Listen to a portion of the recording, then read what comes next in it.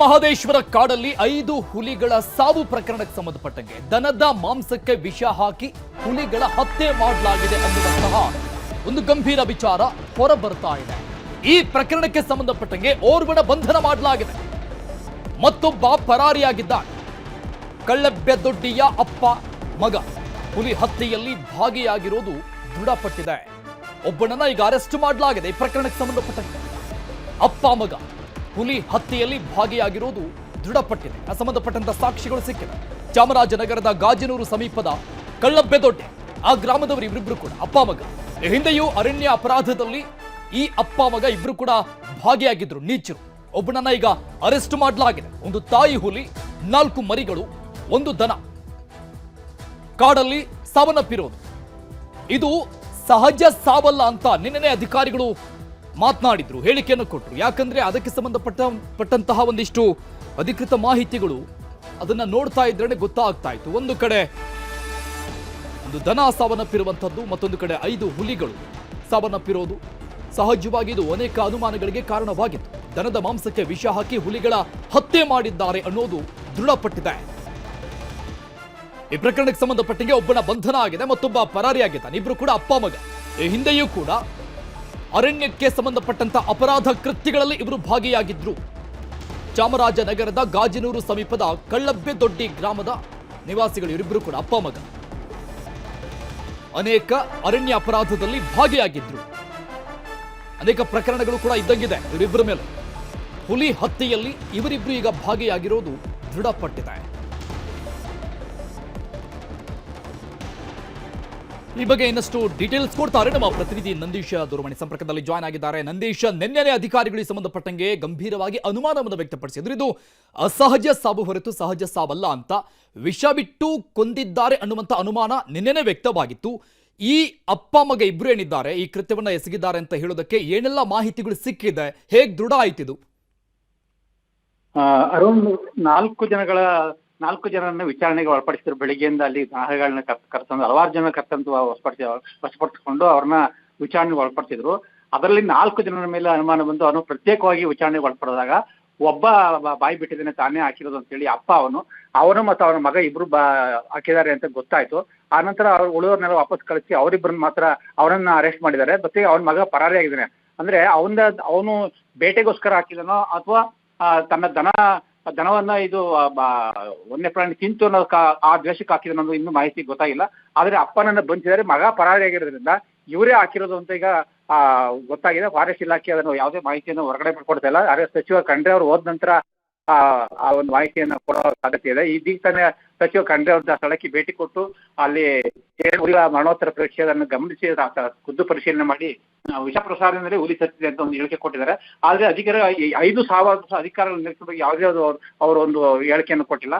ಒಟ್ಟಾರೆ ಈಗ ಇಬ್ರು ಈ ಪ್ರಕರಣದಲ್ಲಿ ಭಾಗಿಯಾಗಿದ್ದಾರೆ ಅಂತ ಗೊತ್ತಾಗಿ ಒಬ್ಬನನ್ನ ಅರೆಸ್ಟ್ ಮಾಡಿ ಒಬ್ಬ ಪರಾರಿಯಾಗಿದ್ದಾನೆ. ಅರುಣ್, ಓಕೆ, ಈ ಫಾರೆಸ್ಟ್ ಡಿಪಾರ್ಟ್ಮೆಂಟ್ಗೆ ಸಂಬಂಧಪಟ್ಟಂತಹ ದುಷ್ಕೃತ್ಯಗಳಲ್ಲಿ ಇವರು ಭಾಗಿಯಾಗಿದ್ರು ಅನ್ನೋ ವಿಚಾರಕ್ಕೆ ಸಂಬಂಧಪಟ್ಟಿಗೆ ಅನೇಕ ಪ್ರಕರಣಗಳು ಇವ್ರ ಮೇಲೆ ಇದ್ದಿದ್ದಕ್ಕೆ ರ್ಯಾಂಡಮ್ಲಿ ಇವರನ್ನ ವಿಚಾರಣೆಗೆ ಒಳಪಡಿಸಲಾಯ್ತಾ?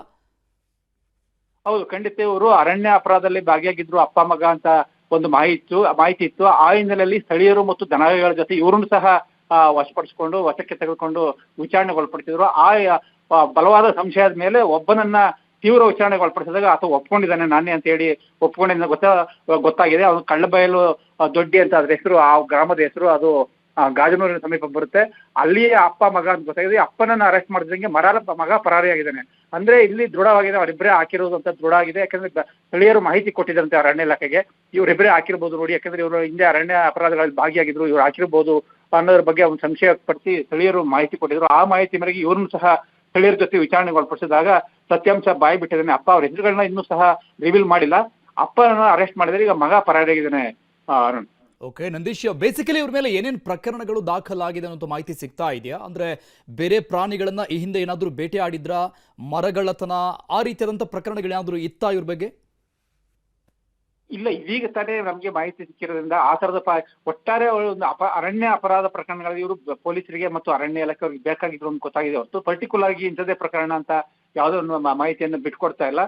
ಅದು ನಾಳೆ ವೇಳೆಗೆ ಒಂದು ಸಂಪೂರ್ಣ ವಿಚಾರಣೆ ಒಳಪಡಿಸಿ ಯಾಕೆ ಹಾಕಿದ್ರು ಇವರು, ತಮ್ಮ ಜಾನುವಾರುಗಳ ಮೇಲೆ ದಾಳಿ ನಡೆಸಿದ್ದಕ್ಕೆ ಹಾಕಿದ್ರ ಅಥವಾ ಬೇಟೆಗೋಸ್ಕರ ಹಾಕಿದ್ರ ಅನ್ನೋದ್ರ ಬಗ್ಗೆ ಸಂಪೂರ್ಣ ಮಾಹಿತಿಯನ್ನ ನಾಳೆ ಒಳಗೆ ಕೊಡುವ ಸಾಧ್ಯತೆ ಇದೆ. ಥ್ಯಾಂಕ್ ಯು ನಂದೀಶ್ ಡೀಟೇಲ್ಸ್ಗೆ. ಚಾಮರಾಜನಗರದಲ್ಲಿ 5 ಹುಲಿಗಳ ಸಾವು ಪ್ರಕರಣಕ್ಕೆ ಸಂಬಂಧಪಟ್ಟಂಗೆ 5 ಮೃತ ಹುಲಿಗಳ ಮರಣೋತ್ತರ ಪರೀಕ್ಷೆಯನ್ನ ಮಾಡಲಾಗಿದೆ. ನಿನ್ನೆ ತಾಯಿ ಹುಲಿಯ ಮರಣೋತ್ತರ ಪರೀಕ್ಷೆ ಆಗಿತ್ತು. ಇವತ್ತು 4 ಮರಿಗಳ ಮರಣೋತ್ತರ ಪರೀಕ್ಷೆ ಆಗಿದೆ. ಮೃತ ಹುಲಿಗಳ ಅಂಗಾಂಶಗಳ ಸ್ಯಾಂಪಲ್ಸ್ ಸಂಗ್ರಹ ಮಾಡಲಾಗಿದೆ. ಮೃತ ಹುಲಿಗಳ ಅಂಗಾಂಶಗಳ ಸ್ಯಾಂಪಲ್ಸ್ ಅನ್ನ ಸಂಗ್ರಹಿಸಲಾಗಿದೆ. ವಿಷವಿಟ್ಟು ಕೊಂದ ಶಂಕೆ ಮೇರೆಗೆ ಲ್ಯಾಬ್ಗೆ ಆ ಸ್ಯಾಂಪಲ್ಸ್ಗಳನ್ನ ರವಾನೆ ಮಾಡಲಾಗಿದೆ. ಹುಲಿ ಸತ್ತ ಮೇಣ್ಯಂ ಅರಣ್ಯ ಪ್ರದೇಶಕ್ಕೆ ತಜ್ಞರ ತಂಡ ಪರಿಶೀಲನೆಗೂ ಕೂಡ ತೆರಳುತ್ತಾ ಇದೆ. ಉನ್ನತ ಮಟ್ಟದ ತನಿಖಾ ತಂಡಕ್ಕೆ ಅಧಿಕಾರಿಗಳಿಂದ ಮಾಹಿತಿಯನ್ನ ಪಡೆಯುವ ನಿಟ್ಟಿನಲ್ಲಿ ತನಿಖಾ ತಂಡ ಆ ಸ್ಥಳಕ್ಕೆ ಭೇಟಿಯನ್ನ ಕೊಡಲಿದೆ. ತನಿಖಾ ತಂಡದ APCCF Srinivasulu, CF T Hiralal, ಎನ್ಟಿಸಿಎ ಪ್ರತಿನಿಧಿ ಮಲ್ಲೇಶಪ್ಪ, ವನ್ಯಜೀವಿ ತಜ್ಞ ಡಾಕ್ಟರ್ ಸಂಜಯ್ ಗುಬ್ಬಿ ಅವರು ಮಾಹಿತಿಯನ್ನ ಪಡೆದುಕೊಂಡಿದ್ದಾರೆ. ಏನಾಯಿತು ಪ್ರಕರಣ, ಯಾವ ಕಾರಣಕ್ಕಾಗಿ ಹುಲಿಗಳ ಮಾರಣ ಹೋಮ ಆಯಿತು, ಜೊತೆಗೆ ಒಂದು ದನ ಕೂಡ ಅಲ್ಲೇ ಸತ್ತು ಬಿದ್ದಿರುವಂಥದ್ದು, ದನಕ್ಕೆ ಇಟ್ಟಿರುವಂತಹ ವಿಷಪ್ರಾಶನ, ದನ ಸತ್ತ ನಂತರದಲ್ಲಿ ಆ ಒಂದು ದನವನ್ನ ತಿಂದಂತ ಹುಲಿಗಳೇನಾದ್ರೂ ಮೃತಪಡ್ತಾ ಅಥವಾ ಡೈರೆಕ್ಟ್ಲಿ ಈ ಪ್ರಾಣಿಗಳನ್ನ ಕೊಲ್ಲೋ ದೃಷ್ಟಿಯಿಂದಾನೆ, ಬೇಟೆಯಾಡೋ ದೃಷ್ಟಿಯಿಂದಾನೆ ಹುಲಿಗಳಿಗೆ ಡೈರೆಕ್ಟ್ ಆಗಿ ವಿಷವನ್ನ ಇಟ್ಟಿದ್ರ ಹೇಗೆ ಅನ್ನುವಂತಹ ವಿಚಾರದ ಸಂಬಂಧಪಟ್ಟಂಗೆ ಅನೇಕ ಮಾಹಿತಿಗಳನ್ನ ಅಧಿಕಾರಿಗಳು ತನಿಖೆ ಮಾಡ್ತಾ ಇದ್ದಾರೆ.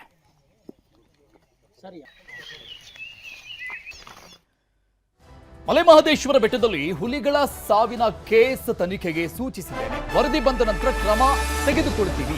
ತಪ್ಪಿತಸ್ಥರ ವಿರುದ್ಧ ತಕ್ಕ ಕ್ರಮ ಅಂತ ಸಿಎಂ ಸಿದ್ದರಾಮಯ್ಯ ಹೇಳಿದ್ದಾರೆ. ಇದು ಬಹಳಷ್ಟು ಗಂಭೀರವಾಗಿ ಪರಿಗಣಿಸಬೇಕಾದಂತಹ ವಿಚಾರ. ತನಿಖೆಗೆ ಸೂಚನೆ ಕೊಟ್ಟಿದ್ದೇವೆ. ತಪ್ಪಿತಸ್ಥರ ವಿರುದ್ಧ ಕ್ರಮ ತೆಗೆದುಕೊಳ್ತೀವಿ ಅಂತ ಸಿಎಂ ಮಾತನಾಡಿದ್ದಾರೆ. ಬೆಂಗಳೂರಲ್ಲಿ ಸಿಎಂ ಸಿದ್ದರಾಮಯ್ಯನವರ ಪ್ರತಿಕ್ರಿಯೆ ಇದು. 5 ಹುಲಿಗಳ ಮಾರಣ ಹೋಮಕ್ಕೆ ಸಂಬಂಧಪಟ್ಟಂಗೆ ಹುಲಿಗಳು ಮೃತಪಟ್ಟ ಸ್ಥಳಕ್ಕೆ ಅರಣ್ಯ ಸಚಿವರು ದೌಡಾಯಿಸ್ತಾ ಇದ್ದಾರೆ. ಇವತ್ತು ಅಧಿಕಾರಿಗಳಿಂದ ಮಾಹಿತಿಯನ್ನು ಪಡೆದುಕೊಳ್ಳಲಿದ್ದಾರೆ ಈಶ್ವರ್ ಖಂಡ್ರೆ ಅರಣ್ಯ ಸಚಿವರು. ಇದನ್ನು ಬಹಳಷ್ಟು ಗಂಭೀರವಾಗಿ ಪರಿಗಣನೆ ತೆಗೆದುಕೊಳ್ಬೇಕಾಗತ್ತೆ. ಯಾಕಂದ್ರೆ ಅತಿ ಹೆಚ್ಚಿನ ಪ್ರಮಾಣದ ಹುಲಿಗಳಿರುವಂಥದ್ದು ನಮ್ಮ ದೇಶದಲ್ಲಿ, ಎಸ್ಪೆಷಲಿ ಕರ್ನಾಟಕದಲ್ಲಿ. ಅದು ಕೂಡ ಅಳಿವಿನಂಚಿನಲ್ಲಿದೆ. ಅದನ್ನು ಕಾಪಾಡಿಕೊಳ್ಳಬೇಕಾದಂಥ ಹೊಣೆ ನಮ್ಮ ಮೇಲಿದೆ. ಅಂಥದ್ರಲ್ಲಿ ಇಂತಹ ಪಾಪಕೃತ್ಯ, ಹೀನ ಕೃತ್ಯಗಳನ್ನ ಮಾಡ್ತಾ ಇರುವವರ ವಿರುದ್ಧ ಕಠಿಣ ಕ್ರಮ ಆಗಬೇಕು.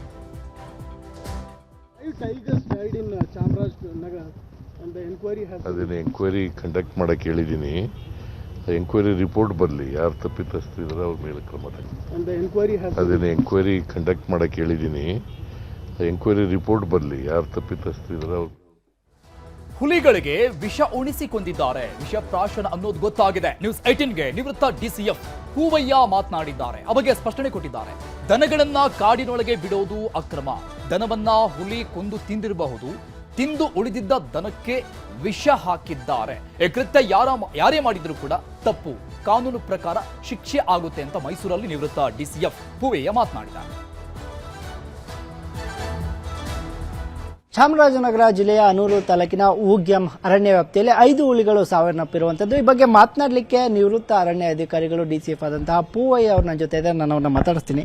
ಸರ್, ಸಾಮಾನ್ಯವಾಗಿ ಹುಲಿಗಳ ನೇಚರ್ ಯಾವ ತರ ಇರುತ್ತೆ? ಸಾವಿಗೆ ಈಗ ಒಂದು ಕಾರಣ ಅಂತ ಹೇಳಿ ವಿಷ ಪ್ರಾಶನ ಆಗಿದೆ ಅನ್ನುವಂಥ ಆರೋಪಗಳು ಕೇಳಿ ಬರ್ತಿದೆ. ಸರ್, ಏನಾಗಿದೆ? ಹುಲಿಗಳು ಒಂದು ಪ್ರಾದೇಶಿಕ ಪ್ರಾಣಿ. ಹುಲಿಗಳು ಅದು ಒಂದು ಟೆರಿಟೋರಿಯಲ್ ಅನಿಮಲ್ ಅಂತ ಹೇಳ್ತಾರೆ ಇಂಗ್ಲಿಷಲ್ಲಿ. ಸೊ ಅದು ಅದೇ ಜಾಗದಲ್ಲಿ ಅದು ಇರ್ತದೆ. ಸೊ ಈ ಹುಲಿ ತನ್ನ ಮರಿಗಳ ಜೊತೆ ಇರಬೇಕಾದ್ರೆ ಆಹಾರಕ್ಕೆ ಅಂತ ಹೇಳಿ ಹುಡುಕಾಡಿದೆ. ಸೊ ಆ ಟೈಮಲ್ಲಿ ದನಗಳು ಒಳಗಡೆ ಬಂದಿದೆ ಅಂತ ಕಾಣುತ್ತೆ. ಅದನ್ನ ಕೊಂದು ಅದನ್ನ ತಿಂದಿದೆ.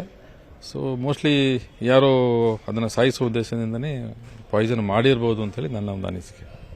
ಸಾಮಾನ್ಯವಾಗಿ ಹುಲಿಗಳು ಬೇಟೆಯಾಡುವಂತ ಸಂದರ್ಭದಲ್ಲಿ ಪೂರ್ತಿ ಆಹಾರನ ತಿಂತವೆ ಅಥವಾ ಉಳಿಸಿ ಹೋದಂತಹ ಆಹಾರಗಳನ್ನ ಮತ್ತೆ ಹುಡ್ಕೊಂಬಂದು ತಿನ್ನುವಂತ ಅಭ್ಯಾಸಗಳು ಏನಾದರೂ ನೇಚರ್ ಇದೆಯಾ ಅಂತ? ಹುಲಿ ಒಂದು ಸಾರಿ ಬೇಟೆ ಆಡಿದ್ಮೇಲೆ ಸುಮಾರು ಒಂದು 35-40 ಕೆಜಿ ಒಂದು ಸಾರಿ ತಿಂತದೆ. ಅದು ತಿಂದಾದ್ಮೇಲೆ ಅದು ಖಾಲಿ ಆಗುವವರೆಗೂ ಬೇರೆ ಹೋಗೋದಿಲ್ಲ. ಅದು ಒಂದು ಪ್ರಾಣಿ ಖಾಲಿ ಆದ್ಮೇಲೆ ಮತ್ತೆ ಇನ್ನೊಂದು ಪ್ರಾಣಿನ ಕಿಲ್ ಮಾಡ್ತದೆ.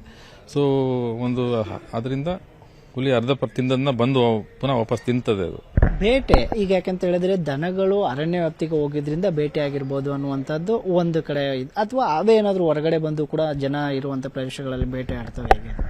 ಅಲ್ಲಲ್ಲ, ಕೆಲವು ಸಂದರ್ಭದಲ್ಲಿ ಹೊರಗಡೆ ಬಂದು ಬೇಟೆ ಆಡಿದ ನಿದರ್ಶನಗಳಿದಾವೆ. ಹೊರಗಡೆ ಬಂದು ಕೊಟ್ಟಿಗೆಲ್ಲೂ ದನಗಳು ಹೊರಗಡೆ ತಿಂದ ನಿದರ್ಶನ ಇದೆ. ಬಟ್ ಇದರಲ್ಲಿ ಕ್ಲಿಯರ್ ಆಗಿ ಹೇಳ್ತಾ ಇದ್ದಾರೆ ಕಾಡೊಳಗಡೆ ಬಂದಿರೋದು ಅಂತ ಹೇಳಿ. ಅದರಿಂದ ಕಾಡೊಳಗಡೆ ಅವರು ದನ ಮೇಯಿಸೋದು ಅಕ್ರಮ.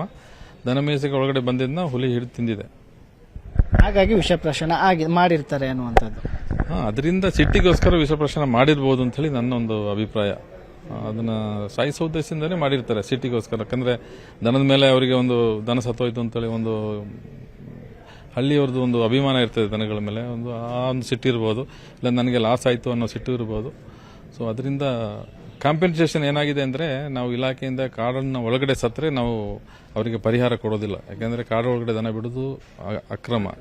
ಸೊ ಕಾಡಿಂದ ಹೊರಗಡೆ ಸತ್ತರೆ ನಾವು ದನಗಳಿಗೆ ಪರಿಹಾರ ಕೊಡ್ತೀವಿ. ಸೊ ಪರಿಹಾರನೂ ಇಲ್ಲ, ನನಗೆ ಎಲ್ಲ ಲಾಸ್ ಆಯಿತು ಅಂತೇಳಿ ಸಿಟ್ಟಿಗೆ ಅವರು ಮಾಡಿರ್ಬೋದು ಅಂತೇಳಿ ನಮ್ದೊಂದು ಅಭಿಪ್ರಾಯ. ಶಿಕ್ಷೆ ಯಾವ ಪ್ರಮಾಣದಲ್ಲಿ ಅವ್ರಿಗಿರುತ್ತೆ? ಯಾಕಂತ ಹೇಳಿದ್ರೆ ಹುಲಿಗಳನ್ನ ರಕ್ಷಣೆ ಮಾಡಬೇಕು ಅನ್ನೋ ನಿಟ್ಟಿನಲ್ಲಿ ದೇಶದಲ್ಲಿ ಕರ್ನಾಟಕದಲ್ಲಿ ಅತಿ ಹೆಚ್ಚು 2ನೇ ಸ್ಥಾನದಲ್ಲಿದೆ ಹುಲಿಗಳ ಸಂಖ್ಯೆಯಲ್ಲಿ. ನಾವು ಶಿಕ್ಷೆ ಯಾವ ಪ್ರಮಾಣದಲ್ಲಿ? ಅದೇ ಅರಣ್ಯ ಇಲಾಖೆಯವರು ಅದಕ್ಕೆ ವೈಲ್ಡ್ ಲೈಫ್ ಆಕ್ಟ್ ಪ್ರಕಾರ ಕಾನೂನು ಕ್ರಮ ತಗೋತಾರೆ, ಕಂಪ್ಲೇಂಟ್ ರಿಜಿಸ್ಟರ್ ಮಾಡ್ತಾರೆ. ಸೊ ಅದ್ರ ಕೋರ್ಟಲ್ಲಿ ಟ್ರಯಲ್ ಆಗ್ತದೆ. ಸೊ ಅವರಿಗೆ ಪನಿಷ್ಮೆಂಟ್ ಪ್ರೂವ್ ಆದರೆ ಸುಮಾರು 7 ವರ್ಷದವರೆಗೆ ಶಿಕ್ಷೆ ಆಗುತ್ತೆ. ಅರಣ್ಯದ ಬಗ್ಗೆ ವನ್ಯಜೀವಿಗಳಿಗೆ ಪ್ರೀತಿ ಬರಬೇಕು ಅವರಿಗೆ ಅಂತೇಳಿ ನಾನು ಈ ಸಂದರ್ಭದಲ್ಲಿ ಕೇಳ್ಕೊತೀನಿ. ಇದಿಷ್ಟು ನಿವೃತ್ತ ಅರಣ್ಯ ಅಧಿಕಾರಿಗಳಾದ ಪೂವಯ್ಯ ಅವರ ಮಾತುಗಳು. ಕ್ಯಾಮ್ರಾ ಪರ್ಸನ್ ರಾಹುಲ್ ಜೊತೆ ಆನಂದ್ KS News 18 ಮೈಸೂರು.